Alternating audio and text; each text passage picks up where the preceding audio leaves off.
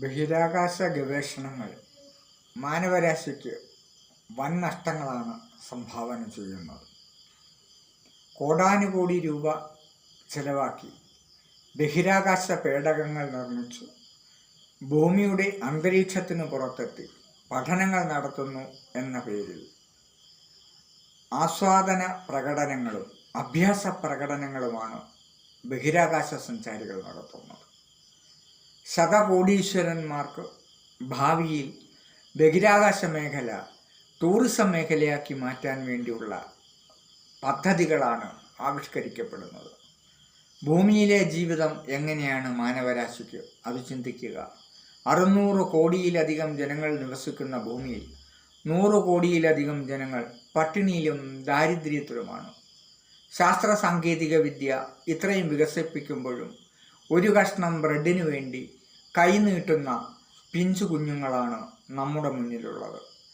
ആ ഭിക്ഷയെടുക്കലിന് മുന്നിൽ അവർക്ക് ആഹാരം കിട്ടാനും അവർക്ക് ജീവിക്കാനും അവസരങ്ങൾ നിഷേധിക്കപ്പെടുമ്പോൾ നാം ബഹിരാകാശത്ത് പോയി എത്ര അഭ്യാസ പ്രകടനങ്ങൾ നടത്തിയാലും അത് മാനവരാശിയുടെ നേട്ടമായി വ്യാഖ്യാനിക്കാൻ എങ്ങനെയാണ് കഴിയുക?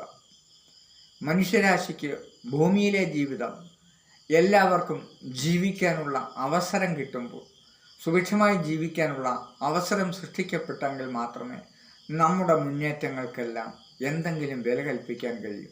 അതുവരെയുള്ള എല്ലാ അഭ്യാസങ്ങളും പ്രകടനങ്ങളും നമ്മുടെ പൊങ്ങച്ചങ്ങൾ മാത്രമാണ്.